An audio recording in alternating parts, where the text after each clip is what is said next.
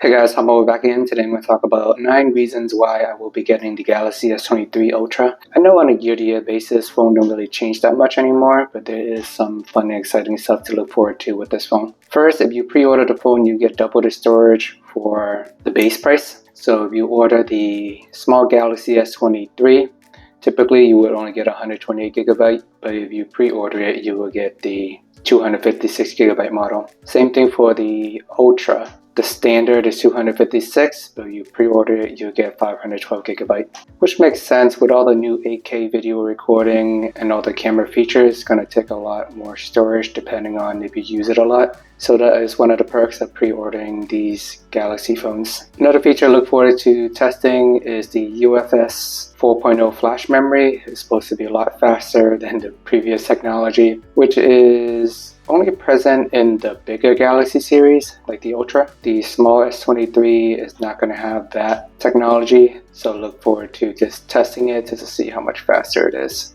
I do a lot of video recording, as you can tell, so spend a lot of time transferring files from my phone to my computer, and I think it's going to be useful features. But even so, I think typically it'll take me like a minute. Maybe now it'll take me 5 to 10 seconds. Not the end of the world, but you're super busy. No one have time to sit around and wait for files to transfer. The next upgrade is the speakers. I don't typically blast up my phone to full volume or anything like that. Maybe when I'm showering, but look forward to seeing the speakers improvement on the Galaxy S23 Ultra. Next is the 4 years of update. Samsung has been pretty good with maintaining their updates in the last few Galaxy releases, and it is the same here. We're going to support up to Android 17. In addition to that, we also get 5 years of security updates. Compared to Google, they're only getting 3 years of software updates, so Samsung do have a slight edge here. Apple, on the other hand, tend to offer 5 to 6 years of security updates. Samsung's not quite there yet, but they are slowly closing the gap. On the surface, the S23 model looks similar to the S22, practically same design, but I think they tweaked it a little bit just to make it more comfortable to hold. I remember when I was using the Galaxy S22 Ultra, it was really sharp and jabbing me in the hand. I'm not sure if they made any refinement there, but I'll test it out when I get it. I'm not sure why that trend started with the S22 Ultra. In the previous Galaxy Notes that I have used in the past, I don't think I had that problem before. Next is the Gorilla Glass Victus 2. Most of the upgrades you see this year are things that you can't physically see, but it is worthwhile upgrades. So it's nice to see that they make the glass stronger in case you ever do drop your phone. It is less likely to shatter. I personally wouldn't be testing it, but it's nice to know that you have that extra security.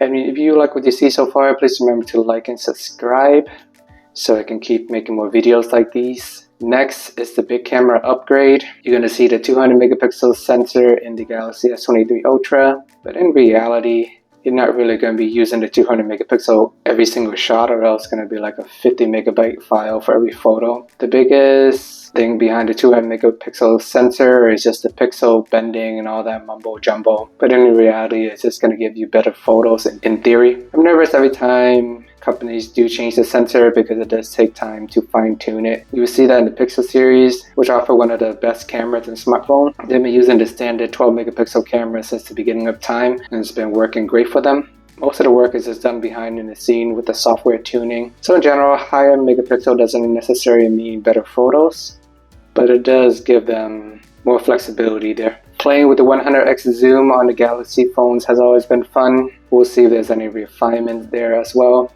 During the presentation, Samsung spent a lot of time having directors show how they can use these phones to record movies.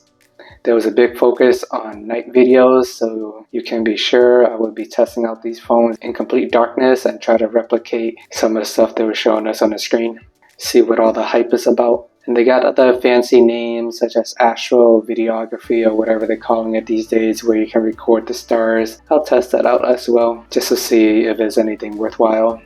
Maybe bearing the lead a little bit at this point, but the newest Galaxy phone will be getting a Snapdragon 8 Gen 2, which is the latest and greatest for Android in 2023.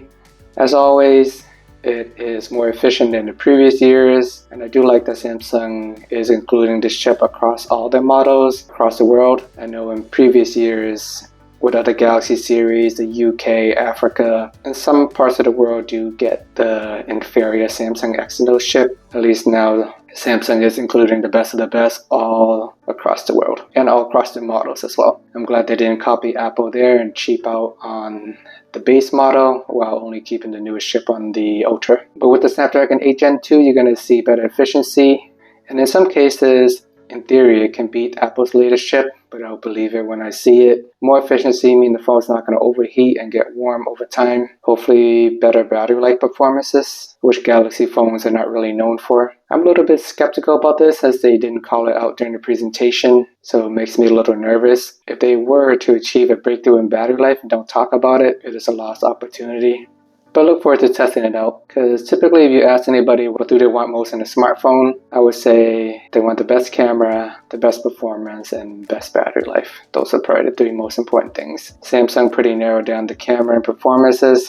Battery life is still questionable. Ironically, making phone calls is not on that list. And I'm also glad that Samsung did not completely switch to eSIM this year either, so we survive another year. The main reason that I did not test out the iPhone 14 series in the US is they made everything eSIM, and in theory it makes it very challenging to switch phones, and I don't want to deal with that headache at the moment. Last but not least is the S Pen is returning back to the Galaxy S23 Ultra. It was in the S22 Ultra as well. I remember back when I was using the Galaxy Note 3 in the early days. When it first came out, everyone kept asking, isn't the screen too big? All the iPhone users just didn't understand. But I know deep down they were envious and wouldn't admit it. And guess how big the Galaxy Note 3 was back in the days? 5.7 inches. The base iPhone 14 model today comes at 6.1 inches. So let that sink in for a second. Samsung pretty much revolutionized the big smartphone space. Anywho, love the Note brand and seeing how Samsung is merging the Note with S series now, so it is the best of the best that Samsung have to offer.